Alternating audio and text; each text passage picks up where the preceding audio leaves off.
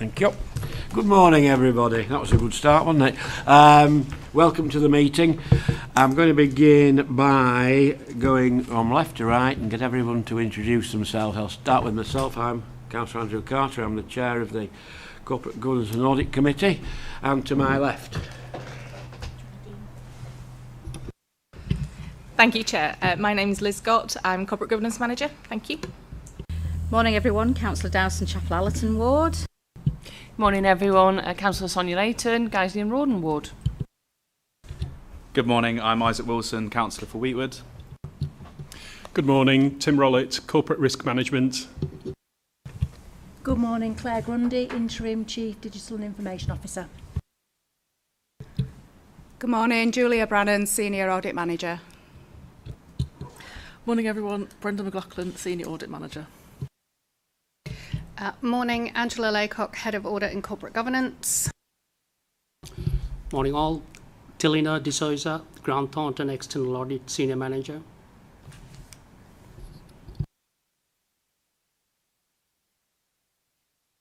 That one. Morning, Mark Starks, Partner, Grant Thornton. Good morning, everyone. Vanessa Wenham, Freedom Speak Up Guardian. Morning, everyone. Aaron Linden, Head of Information Management and Governance. Morning, everyone. Chris Rowlands, Head of Finance in Corporate Financial Management. Good morning. Mary Hasnip, Head of Finance in Corporate Financial Management. Morning, Mariana Paxton, Deputy Chief Executive. Morning, Linda Wild, Independent Member.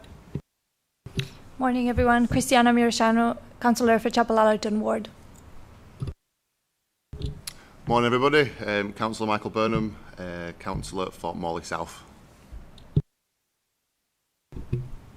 Morning, Chair. Morning, everybody. Rebecca Roberts, Legal Advisor to the committee. Good morning, everyone. I'm Debbie Oldham and I'm Clerk for the committee. Morning, everybody. Jonathan Foster, Senior Head of Audit, Corporate Governance and Insurance.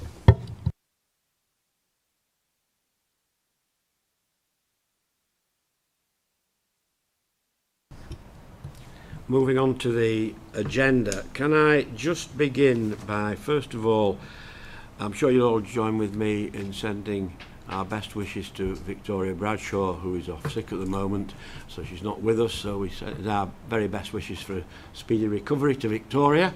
And also, I want to move item 10 forward on the agenda for personal reasons for one of the officers, and I'll take that straight after we've dealt with matters arising, if that's okay with everybody.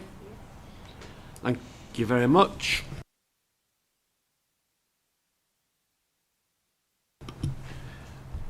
Debbie. Thank you, Chair. Under agenda item number 1, there's no appeals. Under agenda item number 2, there's no exempt items. Agenda item 3, there's no late items. Under agenda item 4, could I ask members to declare any interests? I'll take silence as none. Under agenda item 5, I've received no apologies, Chair. Thank you. Thank you. Item 6, minutes of the previous meeting. First of all, are the minutes a correct record of the meeting held on the 23rd? Anyone who was present at that meeting, Councillor Jane Dowson will move, thank you, and Councillor Layton will second, thank you very much. Are there any matters arising from the minutes? There might be in a minute. But do members have any items they want to raise on the minutes that aren't? Right, okay, then I'll hand over to Liz to deal with any matters arising. Thank you, Chair. There were no matters arising from the March committee meeting itself. There are 2 outstanding items from previous meetings relating to financial challenges within our social care directorates and the procure-to-pay processes. They will be incorporated into the annual reports that are coming to committee, just to give a fullness of information to members, if that would be okay. And that is it for matters arising. Thank you, Chair. A further chance? Anybody else? Any matters on the minutes? No? Thank you very much. So if we may move to item 10, and I'll ask Vanessa Wenham to go through the paper with us all, and it's the report of the Freedom to Speak Up Guardian Corporate Governance and Audit Committee here. Vanessa. Thank you, Councillor Carter. Good morning, everybody. Thank you for having me in Audit Committee today. I'm going to assume that everybody has read through the paper, and really the purpose of me coming today is to introduce myself to the committee, because this will be sort of a new item for Audit Committee and for myself, and just to run through the role of what the Freedom to Speak Up Guardian is and what the concept of freedom to speak up in our local authority context is, and just to really land it with members and the committee today, if that's okay. There's not too much that I want to kind of pull out of the paper. I think it's all fairly self-explanatory, but I'm sure if you've got any follow-up questions, we'll find out whether that's the case or not. The only things I would really say is me coming to Audit Committee has come out of us kind of recognising that there is a little bit of a gap in terms of oversight and governance of freedom to speak up. It's a model that's come from the NHS, so those of you who have worked in NHS circles may be familiar with freedom to speak up. A lot of NHS trusts in the country align freedom to speak up as part of their audit committees, so we felt it was appropriate in this instance for us to do the same here. Albeit based on the freedom to speak up model in the NHS, we have had to adapt some elements of this to make it suitable for local authority life. So really I just kind of want to pull out, this is a real kind of contribution to staff voice and influence, but also has an arm into whistleblowing and health and safety as well, because colleagues can approach me with any concerns that they have about the workplace, anything that's getting in the way of them doing a good job, but also allows them to come forward with what they see as solutions as well for our organisation and our senior leaders to consider. So not too much really for me to pull out specifically, and I feel like I've landed the reasons why I'm here, so I'm quite happy to open the floor up.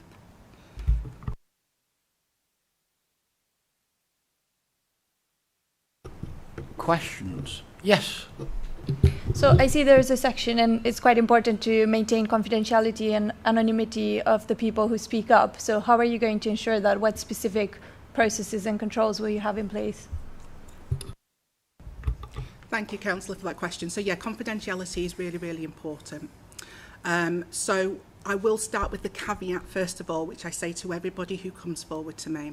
So I will maintain confidentiality except for sort of certain scenarios. So where somebody is telling me they or somebody else is doing something illegal or maybe doing something illegal, there may be a scenario where I may have to break confidentiality for us or appropriate authority to be able to look at that and investigate it.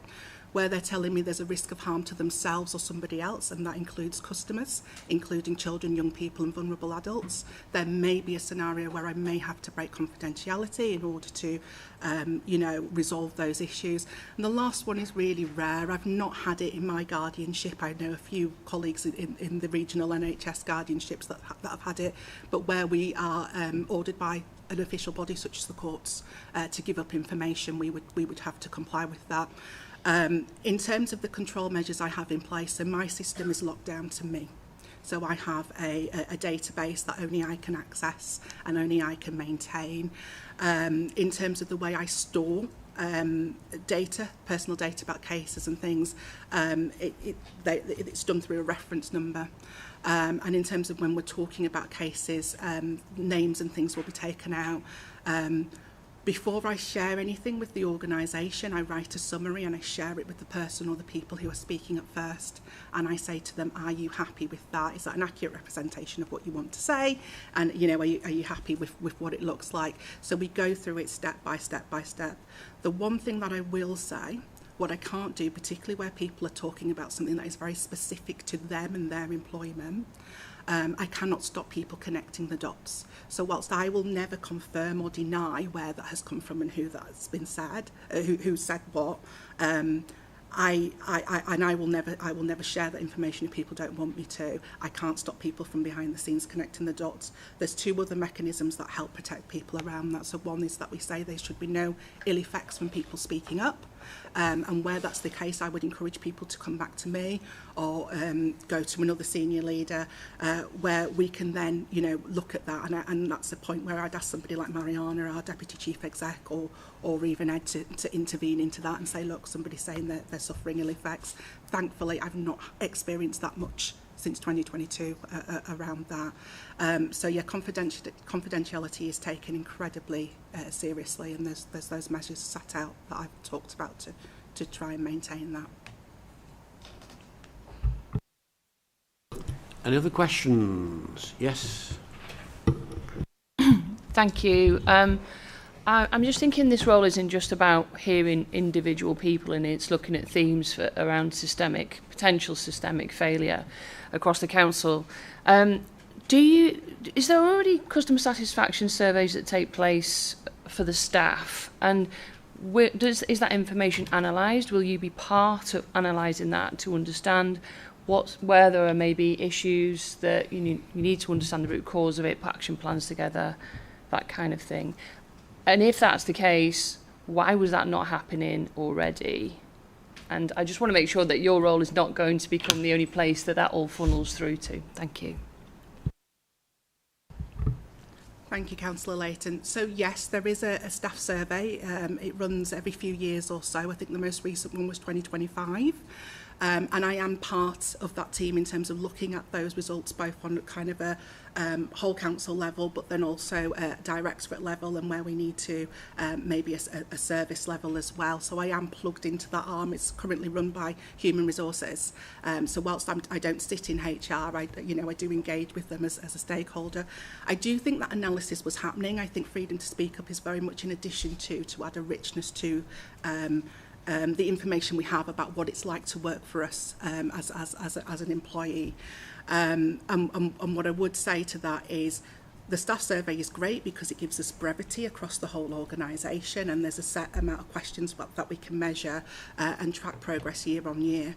My role, whilst the numbers may be slightly smaller in comparison, it gives us more of a depth of understanding, so getting to the crux of what's kicked this off, what at a systems level do we understand to maybe be creating some concerns or some issues for our workforce, and then how do we go about and fix that?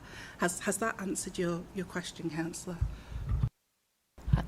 Maybe. I think well, obviously time will tell how it works through.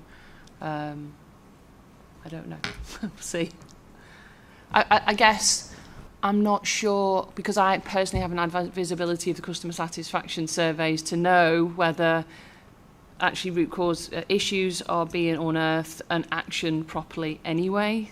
So I guess my question was just wanting to ensure that your role is not going to just be singularly focused and you're still looking at the breadth of the data that is available to you, which it sounds like you are. Yeah. I think one of the answers probably is that Vanessa will be reporting back, if you agree to the paper, to this committee on a number of occasions through the year. And then we can establish that actually we are getting feedback from people who work for the local authority who don't necessarily take part in the customer surveys or the staff surveys. And we want to be careful we're not just duplicating work, but the whole idea of this is that we don't duplicate work, but we get drilled down into people's opinions who don't normally let us know, but might sit at home worrying about something. Mariana.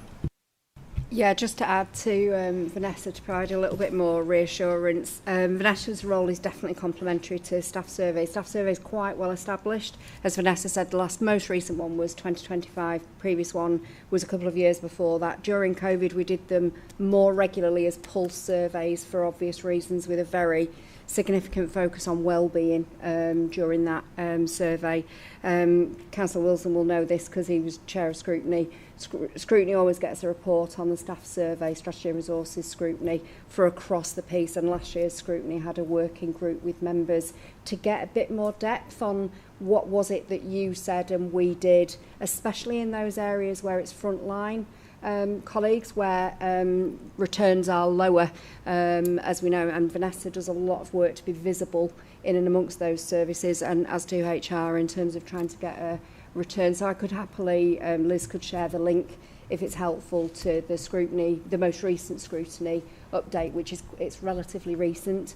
And we just had an update a couple of weeks ago at CLT on progress across all 38 of the action plans and the corporate themes that came out from that. So that was very, very happy to do a briefing if that's helpful as well, Councillor Carter. Thank you, Chair. Lovely to meet you. Subject close to my heart is Speak Up and Whistleblower, and I see them both being very closely connected. How do you ensure that you're not duplicating, missing, working nicely alongside the whistleblower arena? And secondly, you mentioned that you are the single point of contact and only you have access to the very personal sometimes and sensitive data. I understand the reasons for that, but what fallback position do you have if in the unforeseen circumstance you're not here, and those people that have had the inclination to speak up and the bravery to speak up in the first instance, because let's be honest, it can take a brave person to speak up. How do we as Leeds City Council ensure that those people aren't left alone in the unforeseen circumstance that you not being here? Thank you for your question, Linda, and nice to meet you. I've been eager to meet you as well. So I think service continuity planning is an issue. I think it's an issue for all guardians. What I will tend to do is I will have an out of office on my emails and Teams responses and on my voicemail, basically saying that I'm not currently at work, I'm not currently working, but signposting people to where they can go, particularly if they need help and support with their mental health and well-being. This is why I try and get things through the system as quickly as possible, so they are attached to a senior leader who is picking up their concerns and looking into them. And this is why we also, the second part of freedom to speak up is building people's faith in a speaking up culture. So really working with our leaders and managers to make sure that people do have the confidence, because if I'm not around, I'm not the only reciprocal for things coming in. We do also have the whistleblowing hotline as well, and whilst what they're speaking up about might not be appropriate for internal audit whistleblowing, internal audit similarly can signpost to where it needs to be without me being there. So yeah, I'm not going to sit here and say that it's absolutely locked down and it's perfect, because you're right. At times if you take me out of the equation, there may be one or two people who are kind of thinking, she's not got back to me, I'm not here. If I'm off for an extended period of time, one of the contingency things we do is put messages out, would be to put messages out across the whole organisation, so via Insight or via our all managers meetings and things, just to get the message out that I'm not currently available, but wherever possible, as long as I'm able to, even if I am off work, I will still kind of try and just keep tabs on what's going on. But yes, I think it's a contingency issue that is familiar to freedom to speak up in general, and we do what we can to be able to signpost people and give people the confidence to go elsewhere if they're not able to contact me. Thank you, Chair. As Mariana referred to, last year I chaired the Strategy and Resources Scrutiny Committee, and on the subject of the staff surveys, one of the recommendations was from the board was that we look again at whether, because those surveys I think are every 2 years, and they do collect a lot of information, and I suppose they ask a lot of people to fill them in, and there was a feeling that frontline staff in particular were underrepresented in those surveys. There are teams that have done a really good job of encouraging more people to fill them in, but we did recommend that we look at a kind of smaller version, perhaps more like a poll survey, as Mariana said, that would perhaps work better for people who are particularly on the front line, who aren't sitting at a laptop on a regular basis. So that's kind of for information really, but I would definitely be interested in your thoughts as well about whether you think that would be helpful, or otherwise other ways that we can encourage more frontline staff to feel comfortable and feel they have the time to raise issues. Thank you, Councillor Wilson. I think you've got 50% of the challenge. So 50% of the challenge, particularly for our frontline colleagues, because they're not sat in front of a laptop and they don't always have access to that. It is about the practicality of filling in something like a staff survey. So even a paper version, having the ability, the time, the capacity to be able to fill that in. I think that's 50%. I think the other 50% is about building a positive speaking up culture that our staff believe in and know that when they speak up, you know, we will listen and doing a bit more of the you said we did. I think that's still a journey. And Freedom to Speak Up very much supports the council in trying to improve that and really kind of increase people's faith in, you know, when they speak up. Doesn't necessarily mean as soon as they say something we're going to jump and do it, but we will look at it, we will consider it, and we will listen and we will come back. I think that's the other half of it that we maybe need to get right. Part of what I do through Freedom to Speak Up is I do some training sessions with managers around building a positive speaking up culture and what it means to do that. And then in certain services where they've approached me and said, you know, we want to know more, can you come and support us? I've done some of those coaching sessions with managers around building a positive speaking up culture. So I think, yes, very much it's about access and people having capacity, but I also think we do have a bit of a journey to go in terms of people's faith in you know, if they're filling in this survey and they're taking that time, them knowing that we are listening and we are working on things to improve things for our workforce.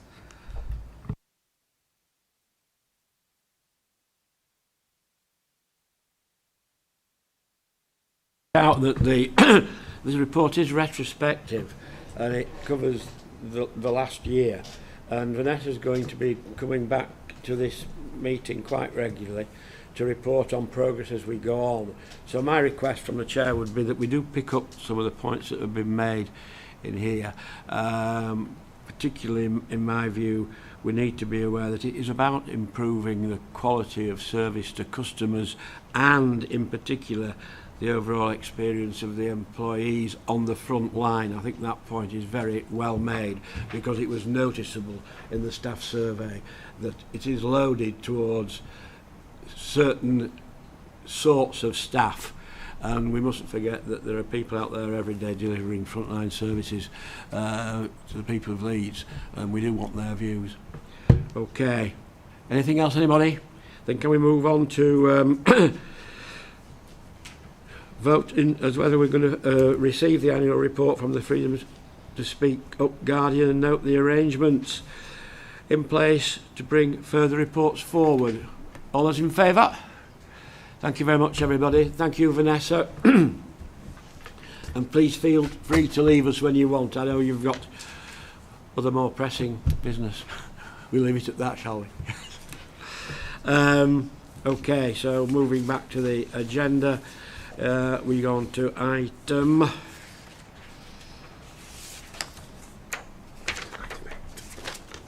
Here we are, Angela. Internal Audit Update Report, June 2026. Thank you, Councillor Carter. This is our regular update report that provides details of the work that we've undertaken since our last report was brought to committee in February. So there's 3 appendices. Appendix A outlines the work that we've undertaken. Section 3 provides an update on the work that we identified as a priority in our report in February that will contribute to our 25-26 annual opinion that Jonathan will bring to committee in July, and our initial priorities for 26-27. We've also included what we have identified as our priorities for the next period. These include developing our role to support the 4 major change programmes, central to delivering the council ambitions and financial sustainability, and also supporting children and families in response to the outcome of the SEND inspection and implementation of the SEND reform plan. The report also provides details in relation to tracking the implementation of high and medium priority recommendations that we've raised as in our internal audit reports. At the moment, there are currently 5 recommendations open that are between 6 and 12 months overdue, and 1 recommendation that is over 12 months overdue. That recommendation had a target implementation date of the 31st of May 2025. In all instances, we have confirmed that those recommendations are in progress. There have just been unforeseen delays that have led to them missing their target dates. Appendix B provides the committee with a summary of the various activities that provide assurance on the performance and quality of the work of internal audit, along with our continuous improvement plan. The report shows that we continue to receive positive feedback from our customer satisfaction questionnaires that we send out at the end of each piece of work that we do.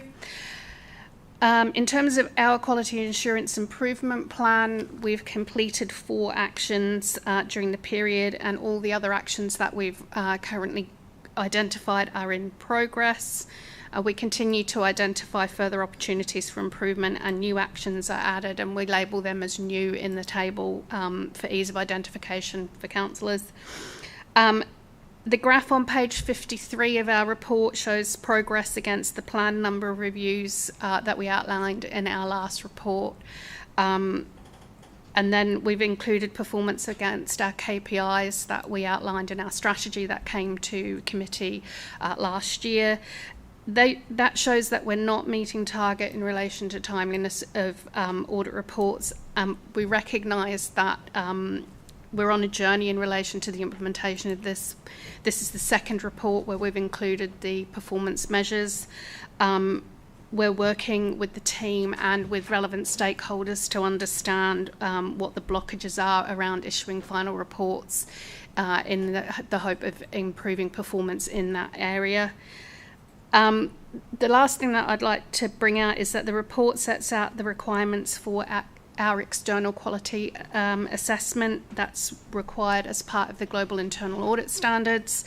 They have to be done with every 5 years, and our current one is required by the end of the 2026 calendar year. It is the Chief Audit Executive's opinion that the best option for this is a self-assessment with independent validation through a peer arrangement with another local authority.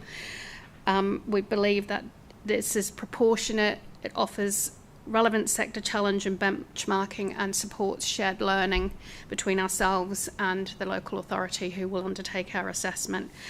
The outcome of that assessment will be brought to committee once we've completed the review, and any areas for improvement will be fed into our continuous improvement plan.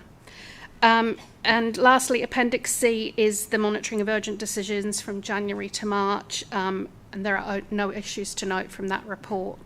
So I'm happy to take any questions. Thank you, Angela. Just to comment before I open to questions, you'll all be aware of the recent Ofsted report into children's services. Distressing, unsurprising, disappointing, you can add all sorts of words to it. But that issue, our involvement in this committee, first of all, on the 8th of July, the Ofsted report goes before the Children and Family Scrutiny Board, and then Executive Board on the 22nd of July. Internal Audit will also be supporting the associated action plan. That will be our role, but I'm sure all members will want to keep a note of the action plan and be able to comment on it when it is available. And with that, we'll move on to any questions.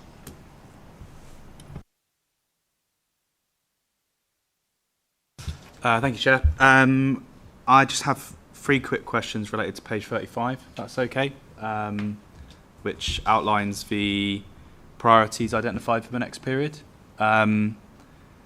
They're all on a similar vein. So the major change programme, which looks at the big cross-council programmes, mentions that your focus for the next period will be to define more clearly the most effective way for internal audit to support them. Do you have a timeline for that? Because my understanding is we're kind of in those programmes now. So And I think it would be useful to get a clear sense of that, and in particular what the role of internal audit and then the role that scrutiny committees play in relation to those as well. So strategy and resources, for example, for the organisational effectiveness. So I would just like to be clear about the kind of demarcation of that, who's looking at what, how are we making sure that these plans, which have a huge kind of liability on them in terms of, you know, these are our ways we're going to make sure we're I can't think of a word, but in balance, as it were. That's one question, and just a couple related to that, if it's okay. So you also mentioned the Section 106 and looking at the best way to record, monitor, collect, manage, spend those contributions. Just to say, the Infrastructure and Investment Scrutiny Committee is looking at neighbourhood planning and kind of associated areas this year. So I think it would be really good to just have a kind of conversation, even just to make sure that those works are aligned, and look at neighbourhood planning in the round. And then finally, the SEND inspection and reforms. A theme that came out of children and family scrutiny last year was around what's quite wonkily called co-production, but is basically getting parents and frontline staff and others involved in looking at the best way to manage these things and reform how we work. And I think that was possibly a bit of a gap in how some of the changes around SEND were delivered in the last couple of years. So I would just like to know to what degree co-production, and perhaps in particular working with children and family scrutiny, could work when it comes to the lessons learned review of governance, performance and decision making in SEND over recent years. Sorry for a few questions. Thank you. No, that's fine. I'll take the easy one first. In terms of Section 106, we will definitely we'll speak to scrutiny. What we do is we will pull our terms of reference together and discuss those with planning anyway and various other stakeholders, so we'll make sure that we have that discussion before then. In terms of the major change programs, I suppose we're further on with some of them than we are with others in relation to the organisational effectiveness. We already have a seat at the Core Business Transformation Programme Board and have done for a number of years. We've also been asked to play a similar role in the Customer Transformation Programme. That involves sitting on the board and also providing quarterly assurance reports looking at specific areas, so that gives that real-time assurance to the programme board over things like governance, contract monitoring, budget and cost management, user acceptance testing and those sorts of things before systems go live. We've had conversations around the prevention programme, and we will be being involved in the programme board for that as well. The locality working and the revenue growth are probably not as far on in their in defining exactly how they're going to work, which is why we'll be working with the work streams to work out how best we support that.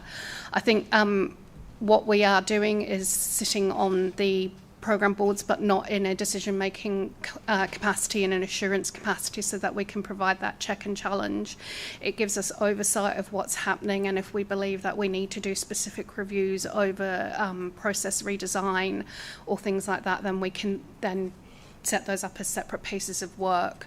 And we'll report on all of that as part of our update report in terms of what assurance we've given to the boards and what assurance we can give to the committee that the governance structures are right and that the governance is working, especially around delivery of what those programmes are looking to deliver. And then in terms of SEND inspection, we're in the process of working with the service to work out exactly how we best support them. We've actually got a meeting with the service next week on what that will look like. At the moment, they are pulling together their action plan for whenever it's required to be submitted.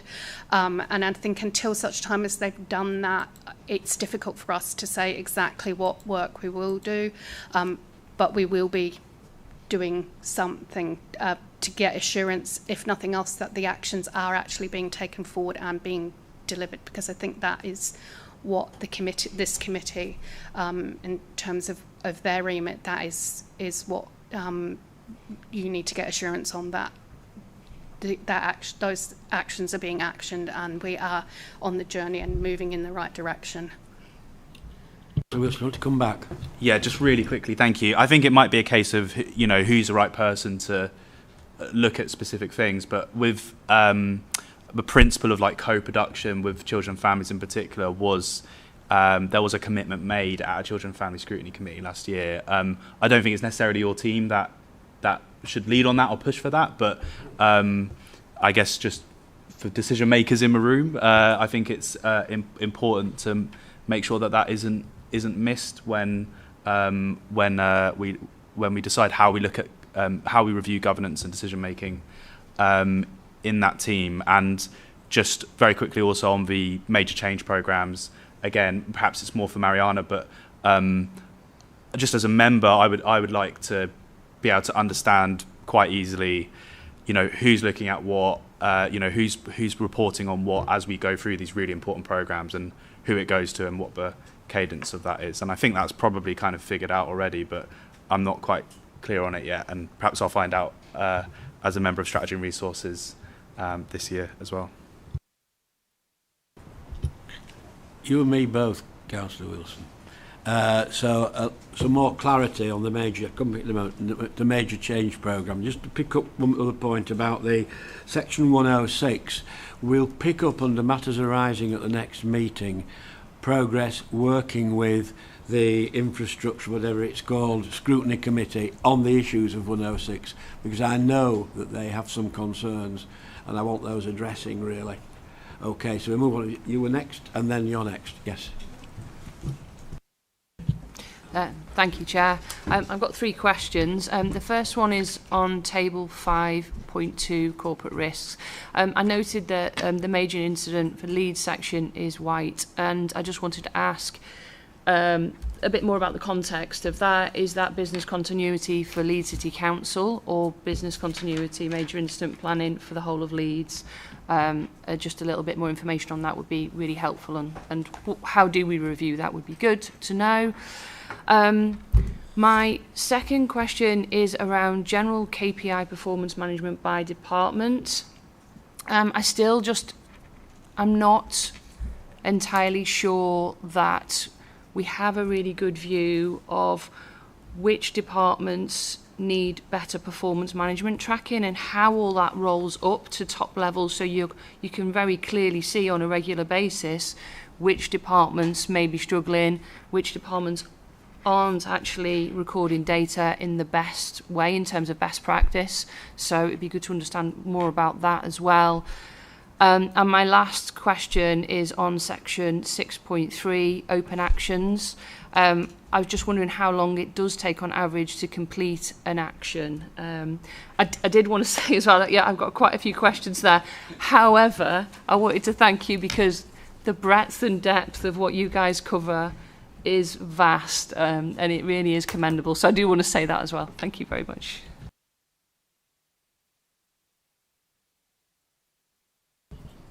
In terms of the risk, that major incident in Leeds, it is a risk for the city. There is a different risk for the council. That's major council resilience, so that is council business continuity, whereas the city risk is the wider incident in the city. And I think that's covered quite a lot in the resilience report that Leanne brings to committee on an annual basis. That covers how she does things like the incidents that they run across the city, where they have everybody come together, not just the council, the police, the NHS, major stakeholders, and run those scenarios.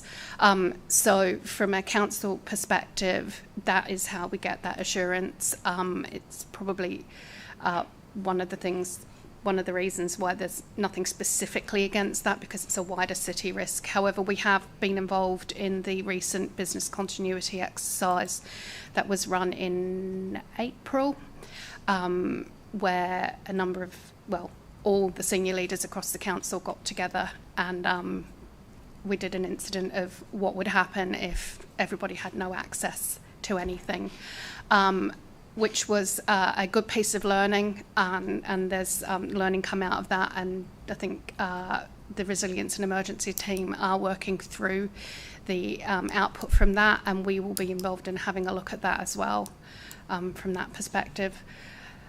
The next question was on recommendation tracking and at the departmental level.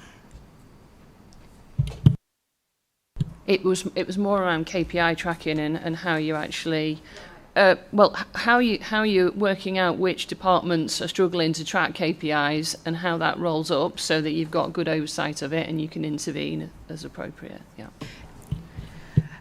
The information is recorded by ourselves, so at the moment we are working with the management team to look at how we're recording that, and we're starting to get some statistics and some information around where the blockers are, and the intention is to take that information to directorate leadership teams as part of our quarterly reports to identify areas where there are delays and specific areas where there are delays so that we can discuss those with the directorates to kind of understand what the issues are, and also to reinforce what we expect of them, which is in our protocols, as well as what they can expect from us when we come and do a review, so that we can ensure that things are issued in a timely manner and they add more value when they're issued as soon as possible, if that makes sense. And you'll forgive me because I seem to have forgotten the last question. Well, that was about how long recommendations are outstanding. I guess it's linked, yeah. So on average, how long does it take for a recommendation to be actioned? And to that point, I would have thought there are a lot of recommendations that you give to departments which are, you're not tracking your data, or you're missing data. So like the two questions are linked really. This to me, it feels like part of good governance to ensure that actually departments are reporting, they're reporting on time and they're happy about the data that they're reporting. But I'm pretty sure we've got lots of instances where that isn't the case. Certainly I've sat on scrutiny and seen it. So how long does it take for your actions, on average, for actions to be completed? But it links back to the previous question. I'll pick that one up, Councillor Layton. In truth, we don't monitor the time frame for action implementation. It's a very difficult measure to monitor because the actions differ so greatly in nature from area to area. So our reporting focuses on timely implementation, but we don't have the data to say over the piece how long it's taken to get from A to B on that. Similarly, certainly where, and there's a good proportion of actions that are delivered on time, we don't have the data source to say at what point that action was taken that would enable that richness of reporting. Moving on to some of the wider points that you raised there, certainly around council performance and KPIs and performance tracking. I'd acknowledge that we tend to look at individual performance indicators within the scope of an audit to which they relate to. Tim and I were actually having a conversation, and Angela, a week or so ago, discussing performance reporting more broadly. Now, that's another report that comes to the committee annually to give the insight into wider performance against KPIs. It's an area I think we're keeping abreast on for consideration around that broader kind of council performance auditing to get the assurance on where there may be slippage in certain areas and what's done on the back of it. I will reassure you by saying that that sort of information does go to CLT periodically, the corporate leadership team.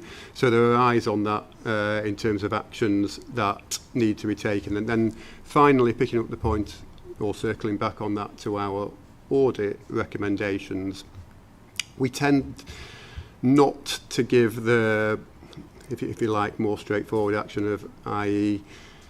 you're not doing what you should be doing here, so do it. Our recommendations tend to try to take us back much more to the root cause around that. So if there is, and speaking more hypothetically here, a lag in data or performance data, we would tend to go back to what is causing the blockage there, what can be done in the system, which is why often the solutions can be somewhat more complex in nature and why it can take some further time to work through them.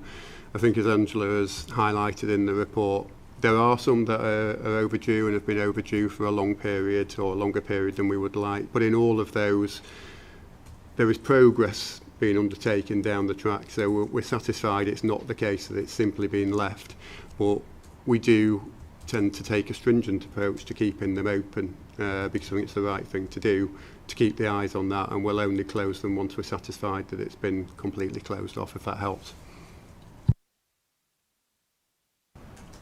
I think at some stage we may want to see CLT in this forum and make sure that you do get the support you need when your recommendations, they see them. If they're not being implemented and departments are dilatory in actually getting some action, then it rests with CLT. You've done your work. They have to do theirs. Mariana, you wanted to come in. Can I just come in on a few loose ends? Can I go back to Councillor Wilson's comment just about the major programmes, just a bit of reassurance for the board.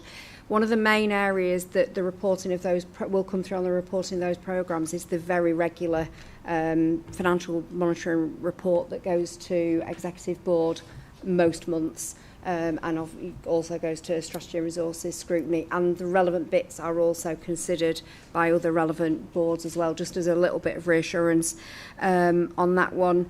Just on the key KPIs, just adding to what Angela and Jonathan have said, obviously this board is more about the process bits, and that's why there is an annual report comes here about the performance management arrangements and how they work, and you know, where we're trying to improve those, and that uses the classic cycle of improvement that this board, you know, is very familiar with. Similarly then, Executive Board get an annual report about performance in the round. It's usually in July, this year's is in September, just to give us a little bit longer to do that, but that gives that very comprehensive, and again, you know, very happy to share previous versions of those. And then, as you know from scrutiny, the relevant bits of that report go to scrutiny more regularly, appropriate to those policy areas. And then just a bit of reassurance on corporate leadership team. We do have a quarterly assurance meeting ourselves where things like performance, risk, information governance, internal audit, tracking, freedom to speak up, progress on EDI action plans, progress on staff survey, that's kind of considered in the round once a quarter at CLT, as well as obviously periodically outside of that, but to give that focus on compliance and that information that, you know, the statement, the survey of internal control results go to that meeting, you know, any revisions to that survey go to that meeting, and then that's how we'd also prepare as a team and make sure we're committed to what gets produced in the annual governance statement, so that all directors are, you know, that is visible to all directors and they're accountable for their part in terms of implementing recommendations, having good performance, good data, etc. So sorry, a few bits there, Chair, but just to add things. Thank you. Moving on to three questions I've got from members, and then I shall be moving to the next item. Councillor Mirisanu, and then Councillor Haig. Thank you. I wanted to ask also about the overdue actions, because I see the majority of them are high priority, but I can't get a sense of the risk exposure. So what would be the impact and likelihood of each of them if they would materialize? And also, can we have that included as on the report as a regular section to know exactly how much it would affect the council?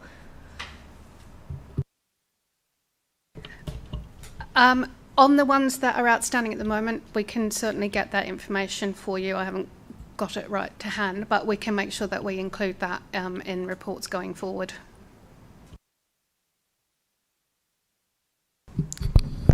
Thank you, Chair. I just wanted to do a little bit of a dive into sort of page 74, 75 around housing and some of the figures there.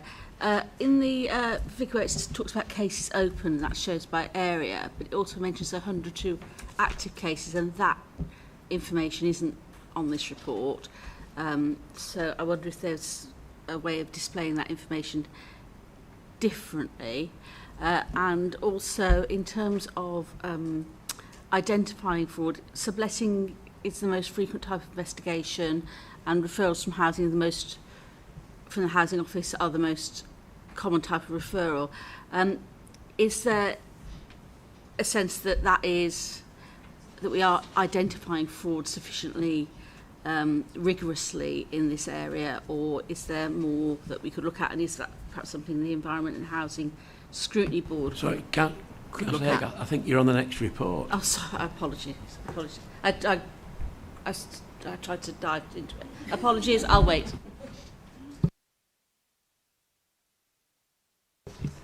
Thank you, Chair. I've got a few points to make. I'm sorry, I know I always come in last and have a few points to make. But firstly, I wanted to echo what the Councillor said over there. This is a really detailed quality report. And I think, you know, certainly in the time I've been on this committee, it's improved no end. So I want to say thank you to Internal Audit for listening to us and taking on board our suggestions. So thank you for that. How do you want me to do this, Angela? Do you want me to just reel them all off to you, and then some of them will be very quick. Okay, so page 24, you talk about work ongoing and payroll and creditors, for example. Given the implementation of the new financial system, and I know work's ongoing, so you might not be in a position to say, but are you seeing any evidence of workarounds in the new system, or are people generally being compliant in the controls that are in those new systems? That's my first question. And then on page 25, you talk about budget monitoring review, and you reference to the increase in demand pressures having an impact on budgets. Well, yes, I would expect them to do so. Will your review give us assurance that that increase in demand is equally reflected in those increased spends? Because I'm quite keen to be comforted that that is the case. Then my next point is on pages 30 to 33. The table, to me, I might be reading it wrong, but it includes and references a few audits that say the report was issued, but it doesn't give us the assurance ratings against those audits. Is that purposeful, or am I missing something? That's my next question. Sorry, I'm nearly done. Page 38. This is just something that struck me last night when I was reading papers. There's a lot of work. You do a lot of work on the grant audits for Wicker. And I'm just keen to know, who are you providing assurance for in the work that you do there? Is it for Leeds or is it for Wicker? And if it's the latter, is Wicker paying for that? Discuss. Then on page 41, my Picky Polly is coming out today. I think there's a typo on the table. I think there's an addition that needs sorting out there. And my final point, well, two final points. My first one is around the quality improvement plan programme. There's a lot ongoing and a lot of things look to be past the due date. I think it would be quite good for us to see as a committee what your revised due date would be for those items, to give us a feel for when they will be implemented and if you're struggling to do any of that. And my very final point, which is really an observation rather than a question. So I agree, it's great to see the KPI monitoring, and I know it's something that I've pestered you for over time, so again, thank you. I am really mindful that a couple of those KPIs, as have been talked about already, are almost outside of your control, not fully, but almost. So where you're dependent on the business, on the management coming back to you with issues that need to go into a report, etc., then they will potentially impact on a couple of your KPIs. With your EQA that you're commissioning in the future, having quite recently gone through an externally provided EQA, that was something that they majored on quite a lot. How does the internal audit team engage with the business, with the management and auditees, to ensure that you are providing your best result, your best performance? So it might be helpful when you're having your EQA with your peers to explore with them, how do they do that? It's certainly an important part of the global internal audit standards, engaging with your stakeholders, making sure that your stakeholders are aware of what you do, why you do and how you do it. So if you can get anything from your peers that help you in that respect, I would recommend that. Sorry, Chair, I know that was a lot. Right. I will take those in turn. Payroll and creditors. We are still on with those. I can't say one way or the other because I haven't been as closely involved, but I'm not aware of any workarounds at the moment. But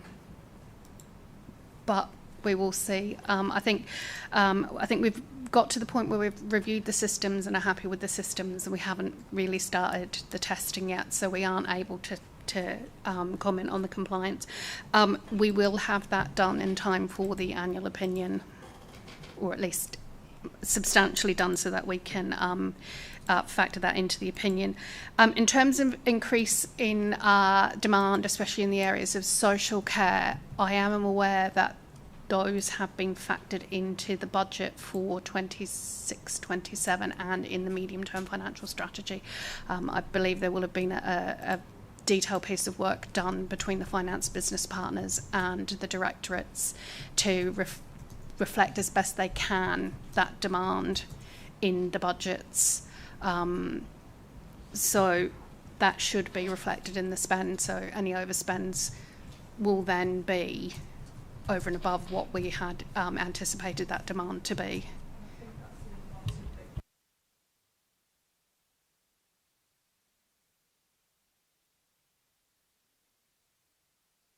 To make sure that they correlate properly. Yeah, we review those. We attend financial performance group, which reviews the monthly positions in terms of that, and certainly in relation to children's and adults. They both have groups which look at their achievement of their savings plans and their budgets, and we're involved in those as well. So we do have sight of that. In terms of the reports that are issued with no ratings, that is not a mistake. Those ones we won't have given an assurance rating to, because those pieces of work will be small, discrete pieces of work, so we won't have necessarily gone in with a specific objective to provide an assurance opinion on, so that's where they don't have an opinion. They do provide assurance, but we don't give the substantial good, acceptable, limited, no. So that's why they just say issued. And we try to give you what assurance we provided through the narrative in that report. In the grants, in terms of the WICA grants, they are a requirement where we have to sign the grant return to WICA. So it is a requirement of the grant to have a signature from the head of internal audit and also usually the section 151. So we will do the work before we put our signature to it, and then we provide that to Victoria to give her assurance that we've done the work and she can put her signature to it. So it is a requirement of WICA, and I think that there are a number of them, and there are a number from WICA, and we're about to start receiving them again. I do think WICA are looking at that, but at the moment we don't charge them. I think it's just part of the general arrangement. We're not the only ones. All the councils are required to provide those assurances to WICA, regardless of the amount that they receive. In terms of the quote, yes, we can put revised dates in there for you. That's no problem. And in terms of engaging with the business to ensure the best performance, when we developed our KPIs, one of the things we did was sit down with the team, because we acknowledged that in terms of issue of reports, a lot of it is outside of our control. So we tried to come up with measures which were in our control and try and write them in that respect. So in terms of issuing final reports, it's based on when we get the comments back. So that's the bit that's in our control. And like I said, one of the things we're doing now that we've got some more data is the intention is to start going back to the DLTs and saying where we can identify that it's taken them some time to come back to us with those comments. We can go and have those conversations and say, look, we issued the report. We've engaged with you. We've tried to get comments, and there's been delays, so that the directorate leadership teams can then take that forward with their own internal management teams to try and get better performance from them. And I think we have noted that the engagement with the directorate leadership teams has helped in terms of the recommendation tracking. So the thought is that if we can start providing that data, that will help in that respect as well. And also we've got the protocols, so it will just help reinforce that. Come in. Yeah, just to build on a couple of things that Angela said there, and Angela's already answered the questions extremely well. In terms of the grants, yes, quite an extensive part, and Angela mentioned the Combined Authority have been looking at their overall assurance requirements to see if there can be any reduction there. But equally, our work there also gives some important assurance and confidence to our own Section 151 officer before signing those off.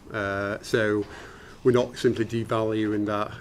It's an interesting point around whether we could charge for it, and one we'll give some consideration to. But there are important points for us internally as well. And then just coming to your final point around our own KPIs and what they're saying at the moment. And I really like that we've got this in, and obviously took on the suggestion of members to show the direction of travel, even if it doesn't always look good, but it shines light on areas that we can reflect on. So not hiding from the fact that we've had a downward trend in our ability to issue the draft report after closing the field work, what I will say there is we really pride ourselves on the insight that our reports offer. Sometimes the process then of drafting it isn't as quick as it could otherwise be. We're looking at technology to help us there, particularly co-pilot in an initial draft, but there has to be quite a lot of check and challenge over what goes into it regardless of that. We've had some really good feedback from a number of parties, including some of our external clients, around the quality of our reports. So I don't want to sacrifice that part of it simply to make it quicker. And then finally, on the engagement of the organisations, great shout to look to shine a light on that through the EQA process, and we will do that to look at how others go about it. But again, we see that it's a much richer way of auditing and getting the right outcomes to fully engage management on that. It can, again, take a little more time to get the final comments agreed, but generally I would much prefer to do that than to say slam the door shut, we're issuing this regardless, without that agreement, because I think it's much easier to get the buy-in in the organisation to the improvement cycle by sometimes taking the time to get management comments. And because a lot of our audits are tending to look more broadly across areas, it's not as straightforward as to go into one service area for the agreement. We have to go around different areas, so it gives some explanation as to why we're not moving up yet, but good area of focus, and we will take on board your comment there around the EQA value and seeing how others do it. Great thing for us to reflect on. Thank you very much, Jonathan. I think, Jane, you wanted to comment on something. Yes, just a quick comment, and you may feel you've already answered it through Councillor Layton and Linda's questions, and that is page 29, Children and Families Finance Policies. It said you had planned to review in 24-25. Well, we've had 25-26, and we're now in 26 and 27. So what assurance can you give us that we're actually going to get that report this financial year? In terms of the children's finance policies, we're working with the Directorate. They're currently updating all their policies, so they've got a working group, and I have regular meetings with them that provide assurance that those policies are now in place, and as part of that we're reviewing to ensure that the recommendations we made in the original report have been incorporated in those policies. I think they've done 2 of the 3 main policies, so we should be able to provide some assurance in our next report in September or October, whenever. I'm not sure if it's the end of September or the beginning of October. Thank you, Angela. Can we move then to the resolution of this? So does the committee agree with the recommendations set out in the report?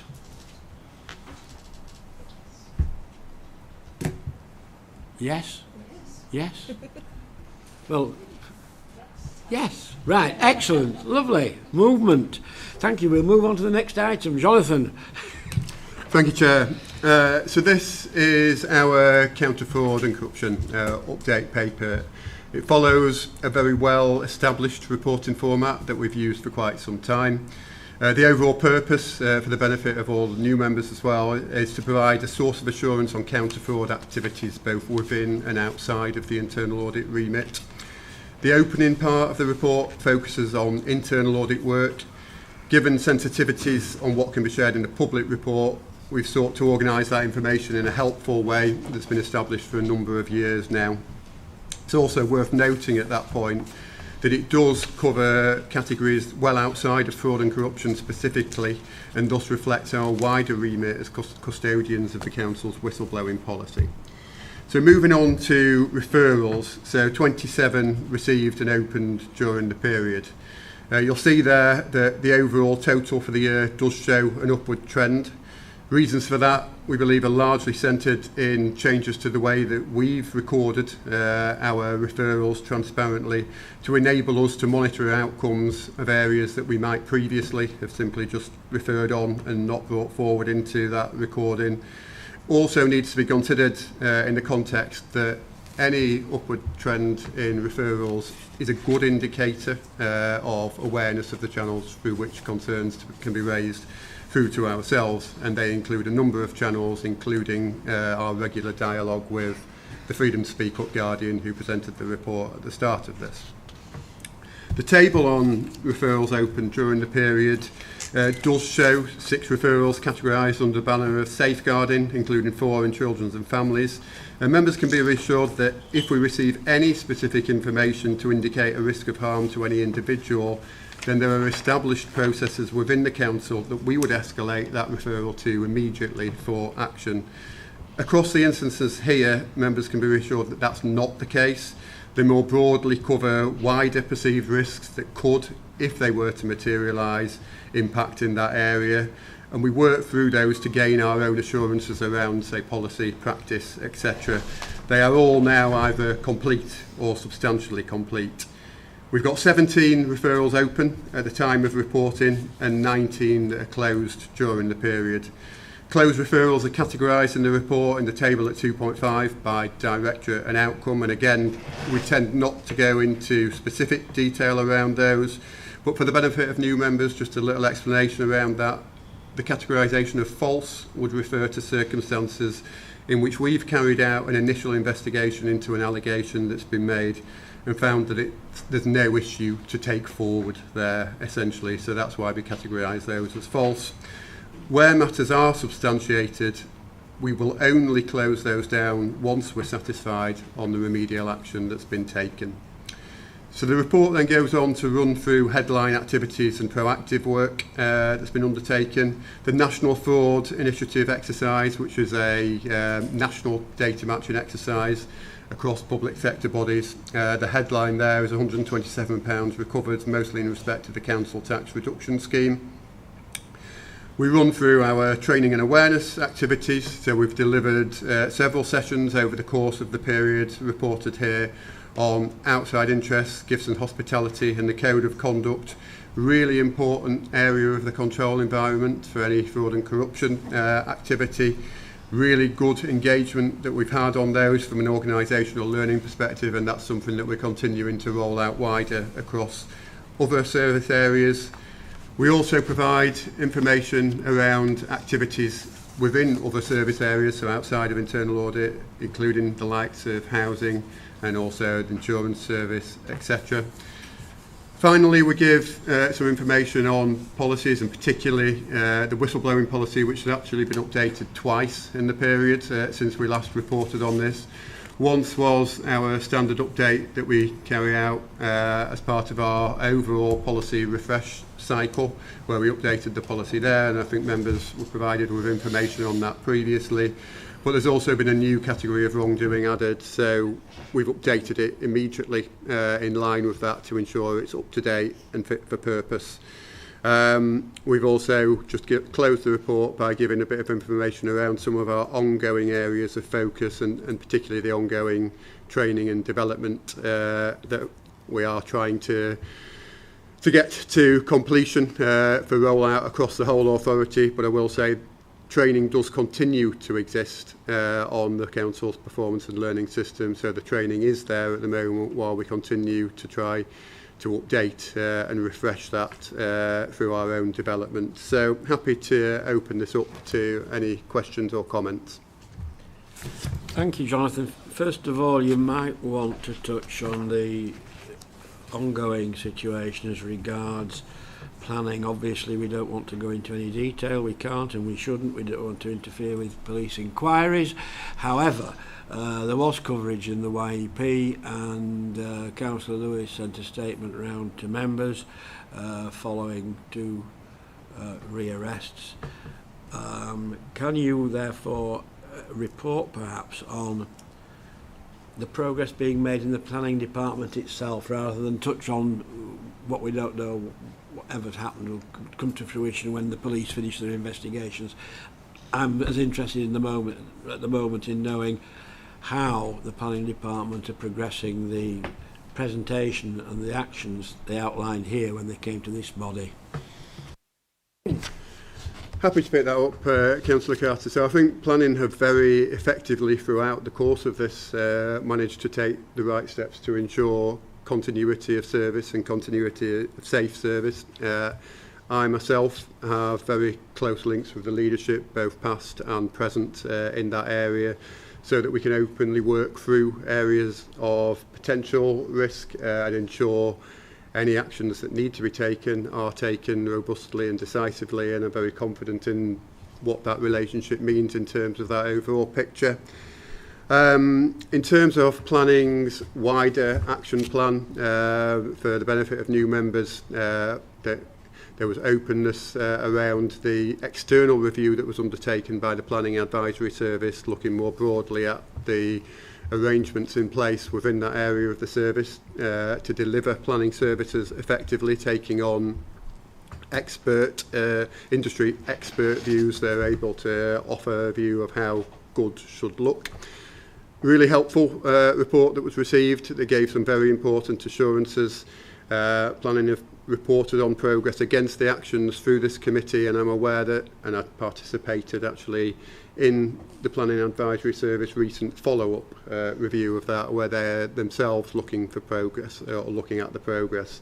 Now, I believe that report in draft has been received by the service and is being worked through, and gives some very helpful assurances again, particularly in that governance area around actions taken. And I would come back to what I mentioned about the sort of sessions that we've delivered for people. We've delivered those across the whole of the planning service, and they're going wider on that. So planning will be back to this committee to report on their progress there, but there has also been that external assurance through the continued Planning Advisory Service review on that one. So hopefully that helps as an update there. It does very much so. When are they likely to be back here? I'll have to check. Liz has helpfully updated me already that they're due back to this committee in October. So at the pace the year is moving very quickly, actually, from this point. Thank you very much. Right over. Yes, thank you. I'll have another go now. It is housing, the housing fraud issue. There's a couple of things. It's about how the data presented. For some of the other data, there's a referral to, trends. Have we improved over years? Are we having more cases, fewer cases? I think that would be really helpful to see here, because it says 61 new investigations of the period and 102 citywide. How long are some of those outstanding and taking to resolve? And in terms of reporting fraud, there's a reference to fraud matrix. I'm not familiar with what that means. And also, a lot is referred through housing offices, but is any of that because members of the public, our own tenants and residents, are reporting to housing officers suspicion of fraud? And is there a way we can reflect that in the system? Certainly as members, occasionally we do get that, and that doesn't appear to be reflected here. And is there any idea about how much, particularly subletting in housing fraud, really sort of what criminal profits are being made from that?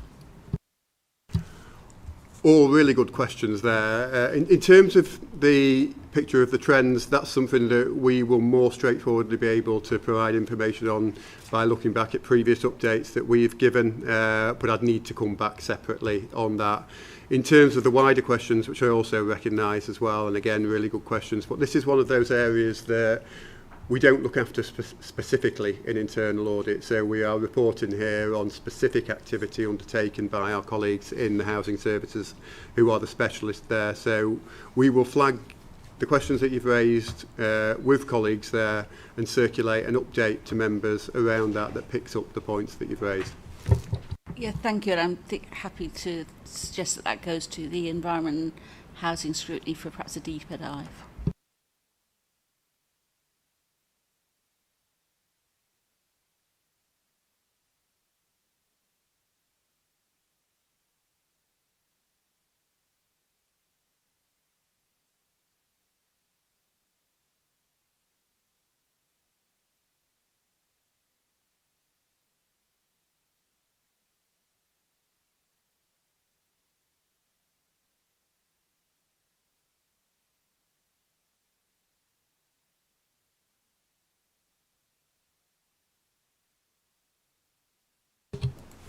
Thanks, Chair. This report presents a partial interim information governance assurance report, with also includes assurances from the Caldicott Guardian following the full report in February this year.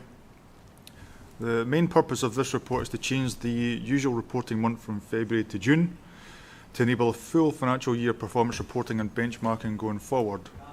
Sorry, you can't hear. Sorry, I'll try and move this up. Can you hear me now? Is that better? I haven't lost it. It's too busy. I've been so upset with Scotland get out of the World Cup. It's too much shouting at the TV.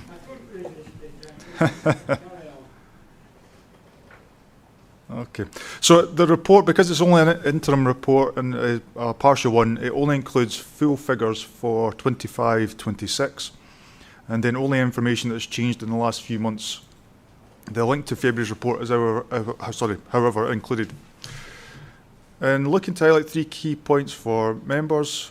Firstly, in relation to information request performance, we've seen a continued rise in demand, with freedom of information requests up by 28%, and subject access requests are up by 20%, which is on top of last year's significant increases, which was about 30%.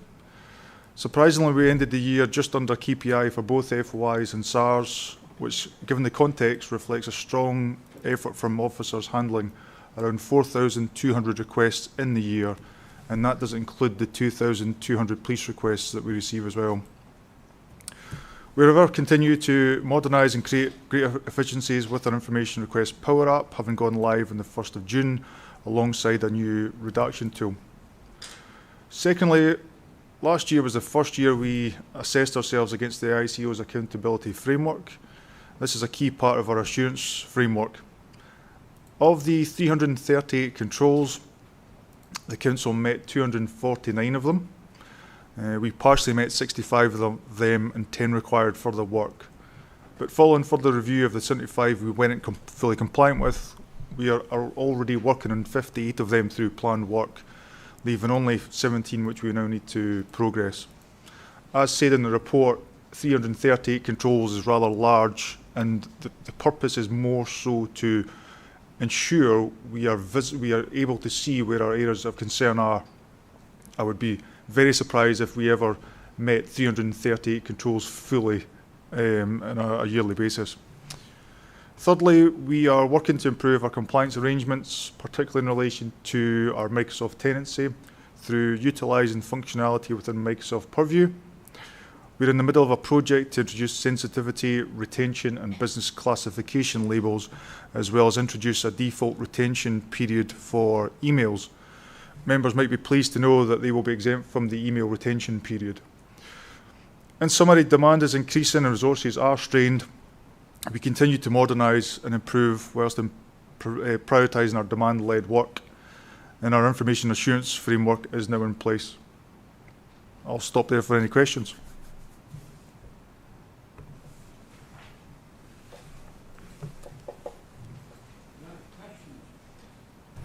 Yes.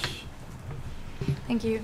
So seeing Yes. as the number of requests, FOI requests is increasing, do you do any analysis on themes to determine maybe some information should be published by default, so then that would hopefully reduce the number of requests? And then my second question is around a new externally sourced AI-based redaction tool. So this would be for creating efficiencies. But how will you make sure that there's a human review to check that those redactions that are done are actually in line with the regulation? Because it kind of seems like it would just duplicate the work. In relation to publishing, there's no doubt that up until now we have been limited in the sense of the system we were using wasn't the best in terms of getting that reporting information out. We generally understand what information is maybe asked more so than others, and we do publish information. What we are doing is literally being worked on at the moment is we intend to publish all our responses. There will be some exceptions, but I would say we are literally working with IDS, and we're trying literally within the next 4 or 5 weeks to get a disclosure log. So that's the first thing. So even though, and what we will do with the new Power App is we'll get the better reports. We will identify trends to publish more information as standard. But as I say, all reports, all our information will be published anyway. And I've got a session tomorrow to try and take forward some work in relation to AI, whereby if someone makes a request for information, a pop-up chatbot might be able to answer the questions for them straight away with information that's already in the public domain. So there's a lot of work that we're doing on that. Yep. The second one, the redaction tool, it's definitely not a stage whereby we are allowing the redaction tool to send the response at all.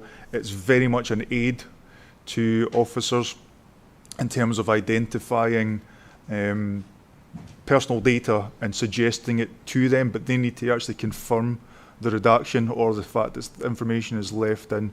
So we're definitely not moving to a stage where it's automated at the moment. Yeah, so I understood that bit. So AI is going to identify what redactions are needed, but then a human needs to review whether that's correct. And there might be some stuff missed or some stuff added extra by AI that doesn't need to be redacted. So doesn't that just negate the use of AI if a human still has to review the whole thing and check if the AI has identified correctly what needs or doesn't need to be redacted? We've literally been using Adobe to redact information, and the difference from using Adobe to redaction tool we are using in itself really helps. So Adobe can crash if you put too larger documents into it.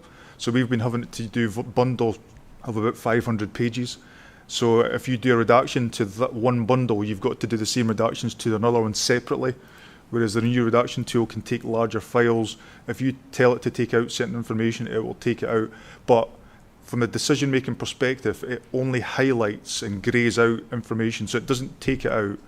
It's greyed out. It does require staff to essentially check the full document, but there's a difference between literally reading word for word to decide to take information out to have a level of already suggestions made. Okay, so then it's not about necessarily efficiency, but being able to process those really complex, large documents that Adobe can't do. I'd like to think that, well, we have done assessments we trialled the redaction tool, and I would like to think / I do know from the evidence that it's to do more than just provide efficiencies. It's to help the process, to make it more efficient, to make our redactions more accurate, and ultimately get the best for the customer.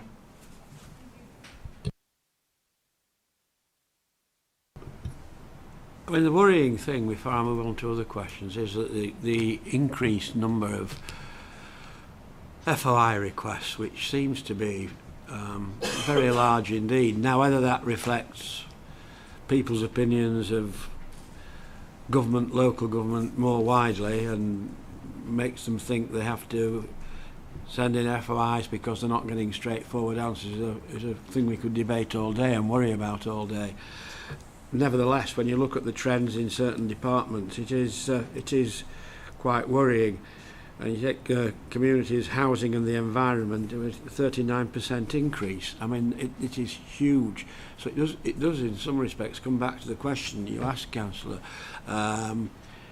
Does this show a distinct reluctance in certain departments to answer questions until they're dragged kicking and screaming through the FOI process?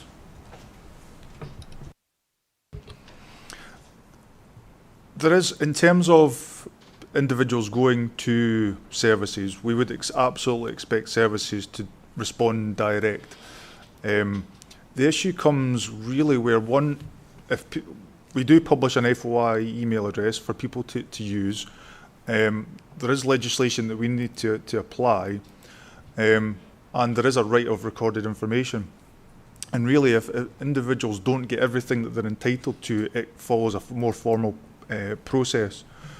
What I would say is, what we're finding is AI, if people are using AI to think, I have a situation, how can I deal with this situation? And if you've ever used AI yourself, the first response is usually quite large and you have to refine it. So we're finding that it's telling people, if you want to do this, go and put an FOI request in, or put a subject access request in. Oh, by the way, here's 20 questions you could ask. Whereas if they maybe did a Google a couple of years ago, they might have got the suggestion to do an FOI, but then they would have refined that request to 2 or 3 questions. So I think that's a large factor that we're seeing.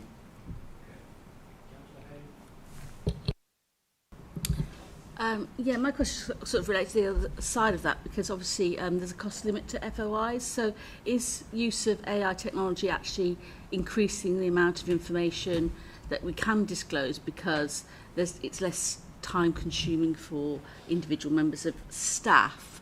And also, I can't find in the report any sort of reference to how we deal with vexatious correspondence, where people come back again and again with the same or very similar enquiries. So if you could enlighten us on that, please. Sure. Taking the AI, so we have, we're working with IDS, we're exploring how we can use AI to respond to FOI requests.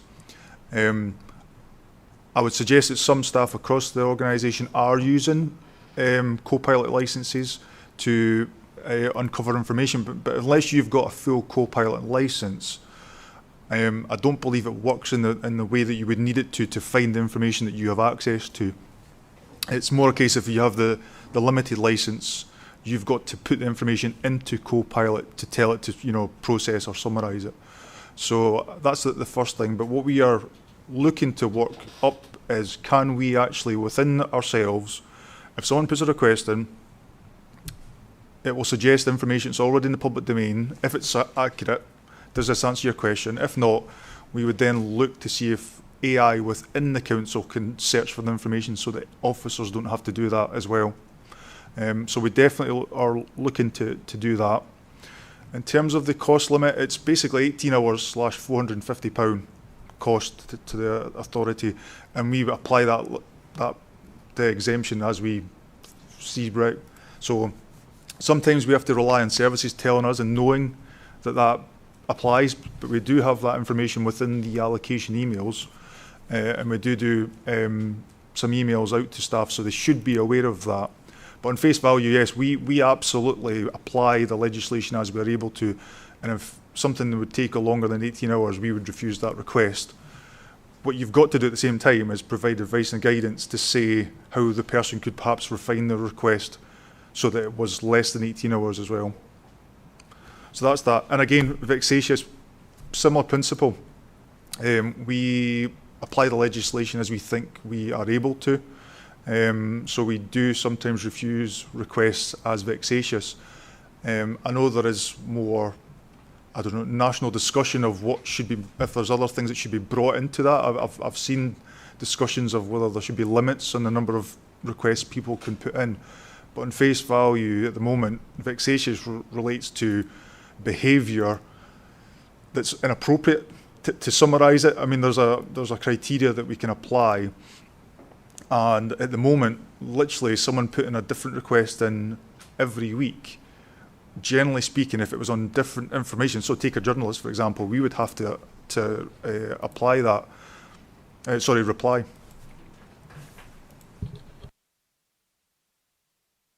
Part of my question was, is the use of AI really making those 18 hours, £450 stretch a bit further because it's less human resource incentive because you're using AI to redact documents, etc.?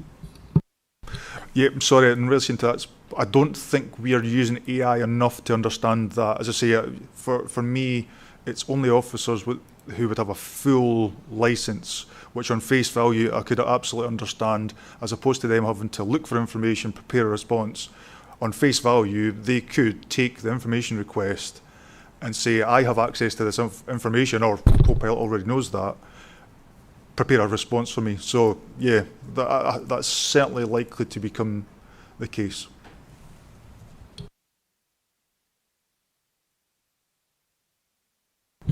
Thank you, Chair.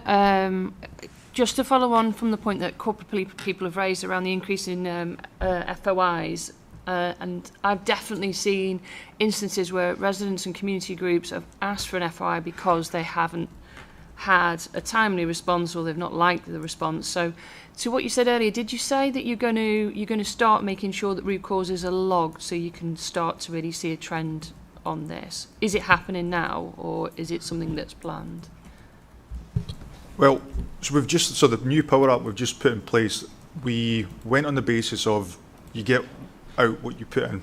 So we have a lot more fields that we record as part of our process in terms of logging the requests. I think what you're touching on is if someone goes to a service first and doesn't get what they're looking for. That's right, yeah. Yeah, we currently don't log that. In terms of how you could apply the legislation in relation to that, if someone went to a service and asked for information and was giving some of it, we might then take their request as an internal review, a stage 2 equivalent, because on face value, no one should have, there's a process, so you get a stage 1 request, a stage 2, and then if the person's dissatisfied, and if we feel we can't do anything more, they can go to the commissioner. So that's your 3-stage process. Really, what we wouldn't expect is for someone to go to a service to then put an FOI request in, to then go for an internal review, to then go to the commissioner. Because in reality, if the FOI comes in, we send the request to the service as well. So, sorry, I'm not answering your question very well. At the moment, we don't record it, but we wouldn't want to encourage people going to services first for the majority of requests, because we would end up with a lot more workload. Yeah, I think, and Councillor Carter also I think you were saying the same thing, that sometimes, and as councillors we see this, they're not getting the response from the department, so they go to FOI because there's a more solid process in SLA to get the information that they're wanting from it. So I know you're collecting more data, which is great, but we just want to make sure that actually that data is helpful in understanding actually that there might not have ever been a need for that FOI to have been requested in the first place if the department had just answered the query in a timely manner. Yeah. It's a difficult one because to apply the legislation correctly on face value, you need to give the person exactly what they're looking for from an information that's a right to recorded information. So yeah, you would expect if someone's looking for, I mean, we get sometimes requests for who I am as the data protection officer. That could be responded to in a nice easy email. You're getting everything that you're looking for. So we can absolutely note to do a bit more communication with services in the sense of, if you get requests direct to you, which are minor and you're given all the information, please do issue that information. But sometimes it actually might be more appropriate for them to not respond, and actually it should be processed as an FY request, because you might be applying exemptions to refuse to provide some information as well. Yeah, I'm not sure we're getting anywhere with that particular point, but can I just ask one more question? It was just to do with data breaches, and yes, absolutely, a lot of data breaches will happen because people are sending emails accidentally to the wrong person with data in. And the reference to actually rolling out case management, it's just, I would have thought by now that would have been done. And again, it comes back to my point earlier on around, are you tracking the right KPIs? So for example, a KPI should be, if you're in a role that demands that you should use case management rather than email, that should be part of your key performance indicator. It should be part of your performance management, and that drives the change that you then need. From the report, it still sounded like a lot of people are still using email over case management. So that's my question. Yeah, I mean, the majority of data breaches we do experience involve email. We do an analysis of that. We report to services on a quarterly basis. Could I pull out the fact that some of those data breaches could have been avoided if they use a case management system? I think I'd struggle to pull that information out. But on face value, a lot of case management systems are designed so that it does reduce the margin for error, like you say. I think the point about the information, in terms of our case management, we do have a case management system to log incidents. It's basically a Excel spreadsheet / database whereby there's not a lot of functionality. So as part of our modernisation, we are using the Microsoft Power Apps so that we can again become more efficient, get better reporting, etc. So that's what we're working on. Yeah, that wasn't, my question wasn't around what you as a department are using. It's the fact that you're continuing to see data breaches. Your underlying cause of that is people not recording it potentially in case management system. We need to be further on than that and ensuring that those behaviours are embedded throughout the council. That will vastly reduce a number of things, not just data breaches. It should improve quality in a number of different ways, I believe. I think with data breaches, yes, there's a number of things we can do. Part of what's in the report refers to sensitivity labels, which can apply controls as well. I would say we've done a rigorous testing and the technology is not working as we would expect it to, so there's definitely issues that we're trying to work through. What I would say is I don't think I'll ever come here and say we've not had any email related data breaches in the foreseeable future. We can use case management systems, we can apply data loss prevention measures to it, but there's always a human in the loop in relation to that, and I think there will always be an element of accidents happen. It's accounting for reducing that. I do get that. I do get that. But what I'm trying to get, I think it's important that as a council, if you spend money on a case management system, you roll it out, you have people using it, and that's part of their job to do so. And I just find it difficult to hear excuses about things like that. It's a fundamental part of their role, and so when people are not using it, I just find that hard to square off. Sorry.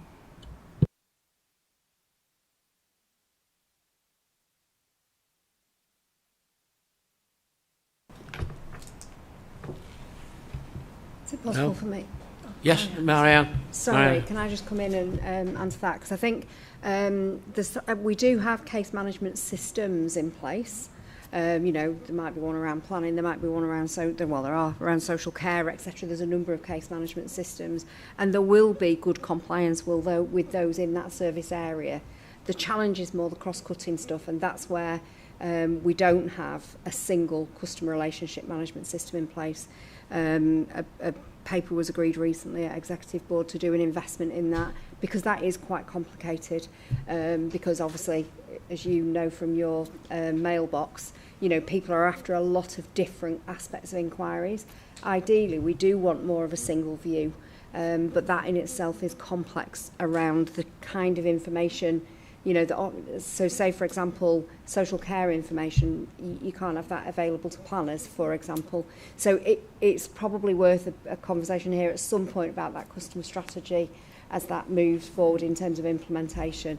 But I would say there is a fair bit of, I'd say there is a compliance with individual case management systems in the way that you've suggested, but it's the cross-cutting stuff that is more complicated.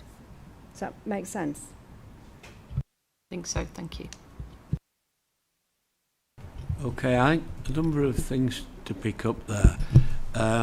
It does seem to me that as regards FOIs, there are those departments, and most members of the council I think would probably agree with this, there are those departments that bring FOIs upon themselves by their reluctance to speedily and accurately respond to difficult questions, and that then bounces back, I'm afraid to say, Aaron, on you and you because you're left with councillors like us complaining about it in this forum.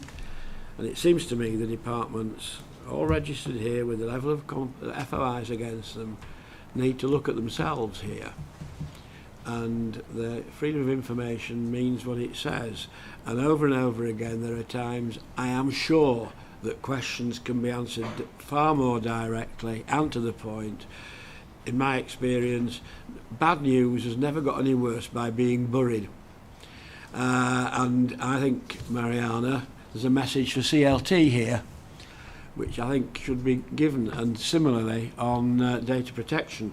And it all bounces back on the officers sat around this table. So I think, to put it very bluntly, CLT, there's a message there for CLT, which I'm giving to them. Any more questions? No, we move on to the next.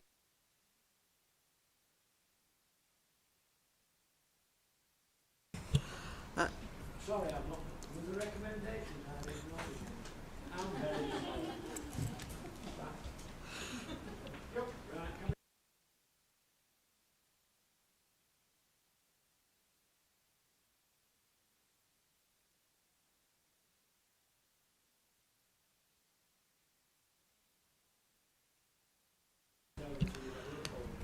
Thank you, Chair, but I'm not actually going to say anything at all. I'm going to hand straight over to the Grant Thornton team to present their audit plan.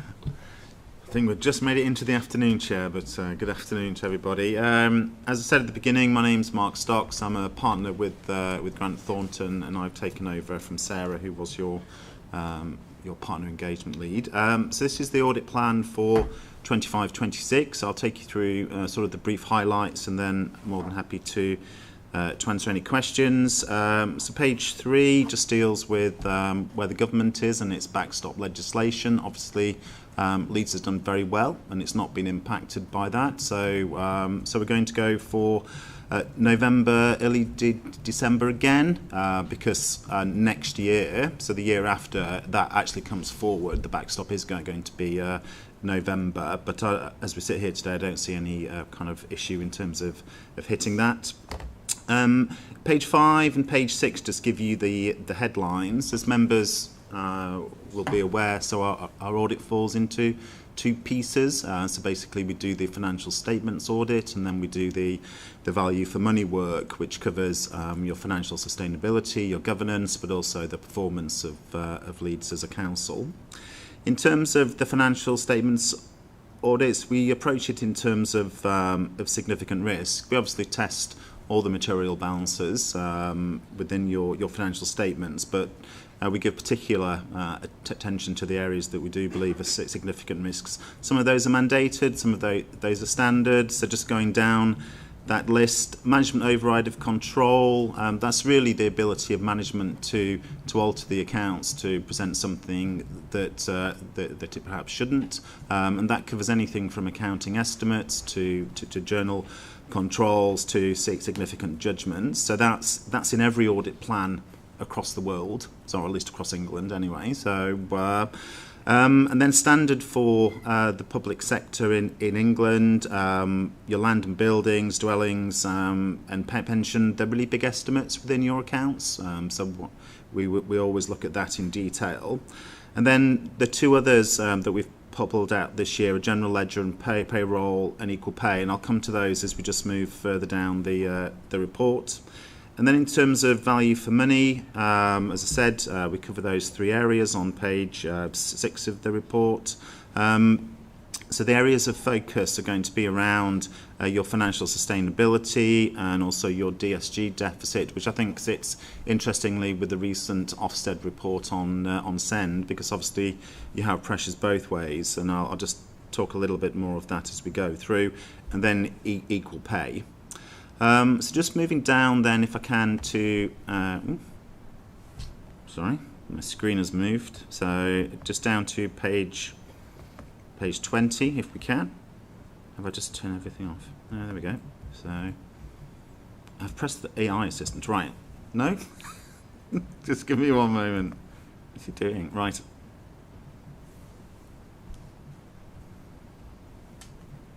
I have technical issues, Chair. Forgive me. So let's do.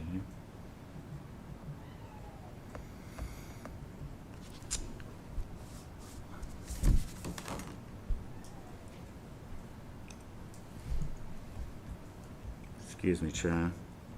The AI is playing up for some reason. I don't know why. Tina, can I just borrow your computer?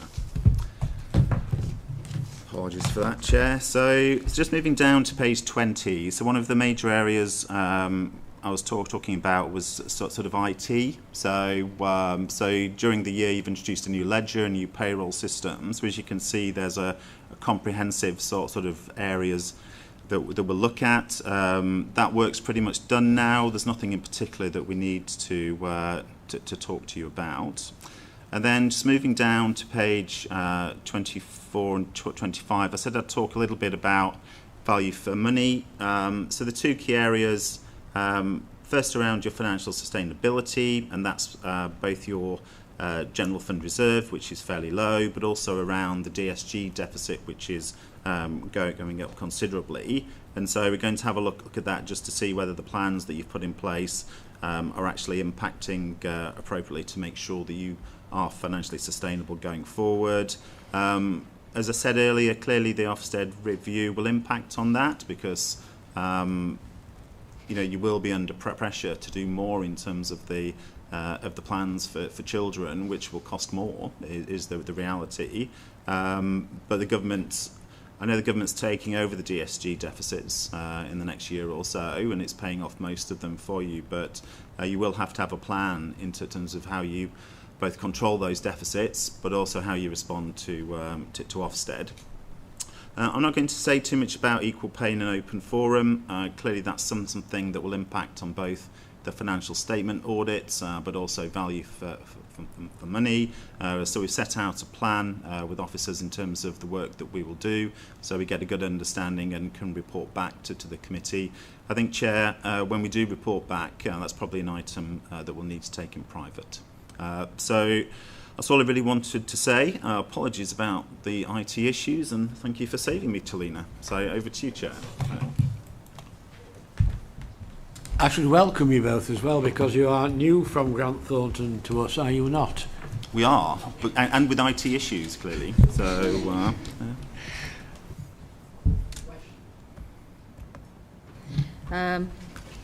two questions. Firstly, you've mentioned valuation on our property and assets, and this comes up quite a lot. Could you tell me if you're actually aware of how many of the properties have had condition surveys done, and if they have been done, has this affected the valuations on it? And secondly, you talked about new systems with regard to pensions and so on. Obviously, we've had dynamics, and that's taken quite a long time to embed, but I understand all the issues with that are now resolved. I take it there's no anticipation of any risk with regard to the pensions system and the new systems that are being introduced.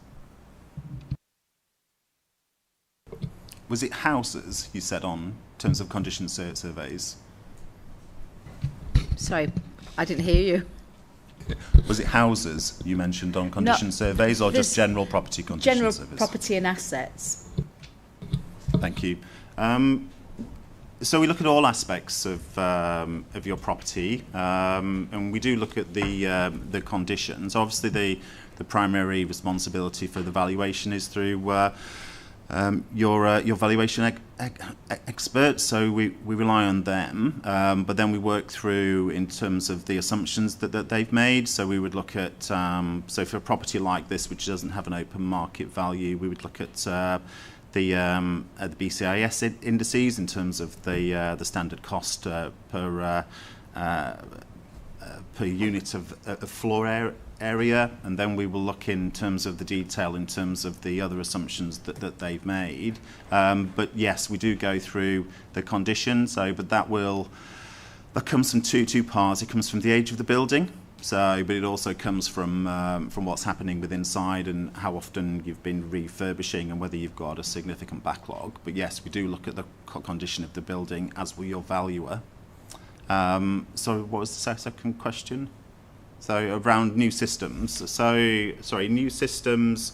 So we've worked through the installation of Dynamics and the payroll system. As I said, I don't think we have any issues with those. The IT team are just finishing their report, so that should be with us in the next week or so. That's correct. Yeah. Okay.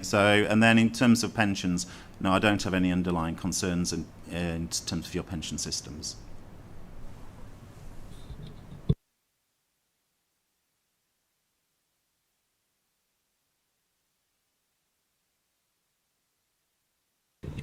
Thank you. Thank you for your report. I know, or I'm aware, that the external audit can't or won't or doesn't, not sure which word to use in that respect, rely on the work that the internal audit team does specifically. However, internal audit, as we've mentioned today, are reviewing as we speak some elements of the new system.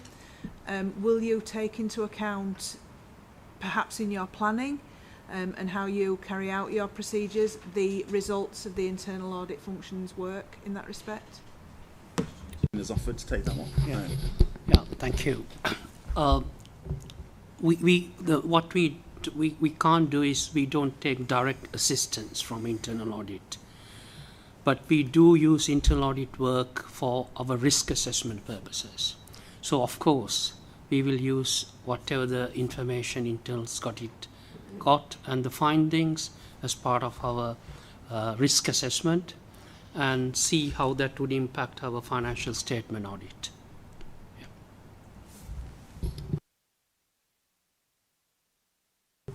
I assume this is a substantive approach, but let me know if it's not, rather than controls reliance. So could the council achieve fee reductions if they were to move to a control environment where you could place reliance on those controls? And then for the officers, is there a plan to do that? Because that would achieve time savings for the officers and not needing to necessarily produce so much information.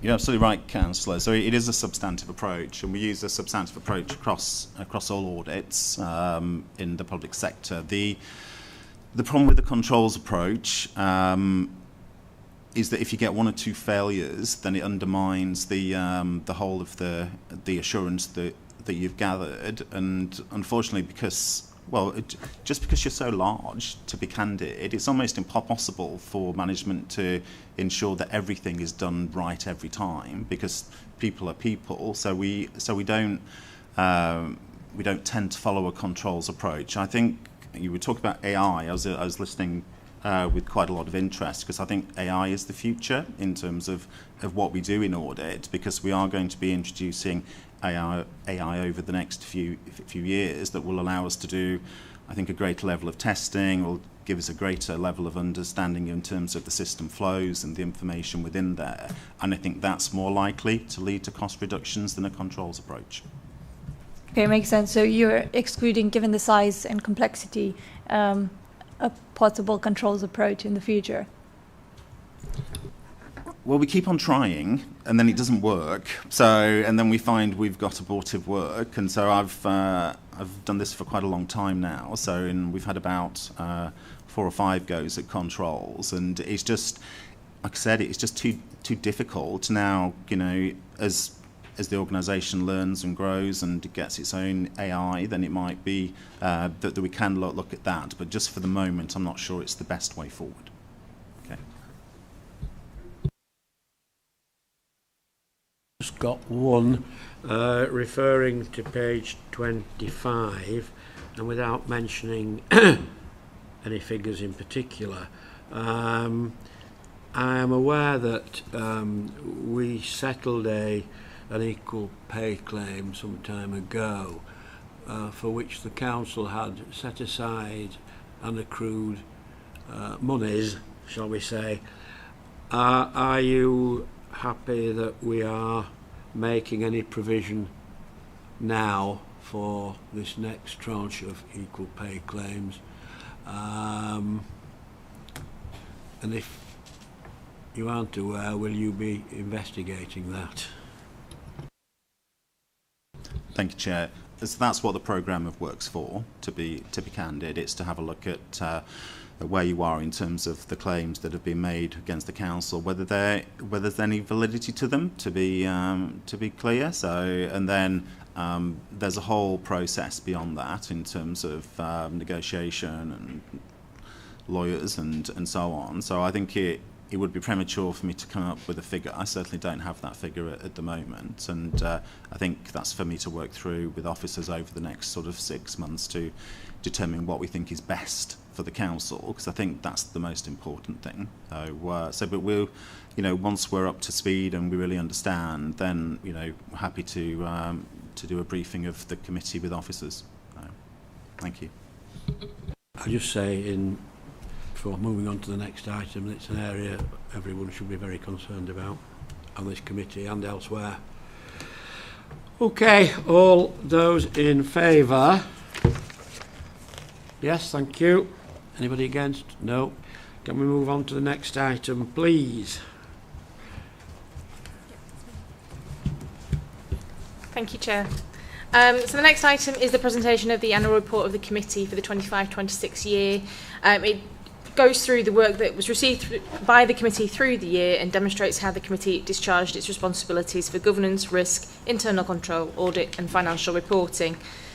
The report highlights the range of assurances received during the year, including the annual governance statement, audited accounts, internal and external audit reports, and annual assurance reports from key areas of the Council's control framework.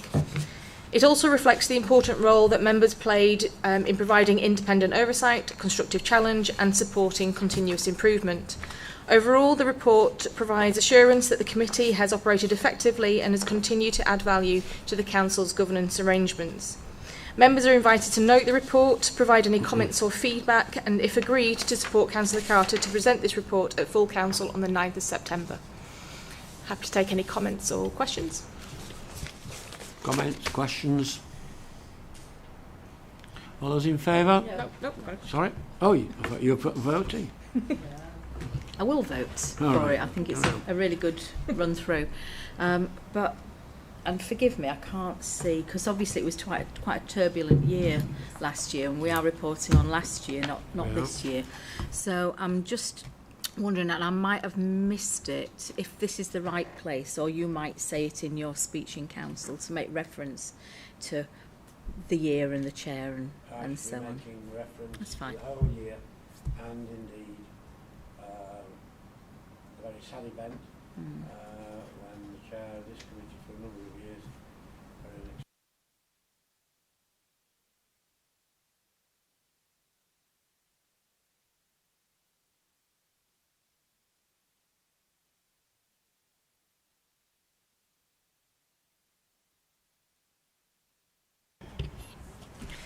That's me again. Last item on the agenda. So this is the presentation of the committee's work programme and member development plan. It was agreed at the committee in March early this year, and these items are presented at the end of each committee meeting for transparency for members, to note the upcoming work and to raise any items of interest. So both appendices are flexible should members seek additional items of work to be considered. If you could just let either myself or the chair or both of us know for inclusion. Regarding the work programme for the coming year, there has been a slight change in the presentation of the procurement assurance report from July to October. That is just with the new senior head of procurement taking their role and wanting to get things in order so you get a complete report. And obviously we've had the Freedom of Speak Up Guardian report at this meeting, and that will then be an annual from this point forward.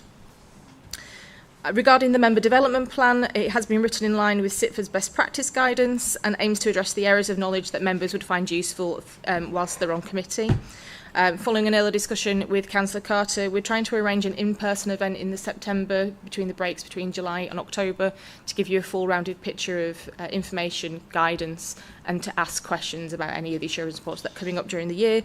So I have sent out a form to just try and find a date that works with everybody. I'll send out a reminder again just after this after this meeting, just so you've got a reminder. But other than that, it is flexible. So if you have any interests, please let me know. Thank you. Just underline the training day in September. I think it would be very valuable for all of us, not least me, that we all attend. There's a lot to get through this year, a lot to learn, and a lot of extremely concerning clouds on the horizon which we need to do our bit to ensure are as minimal as possible. Any questions, any comments? Then I thank you all for your attendance. I look forward to seeing you in September, or before then at the next meeting in July even. There we go. And thank you very much to our team of officers.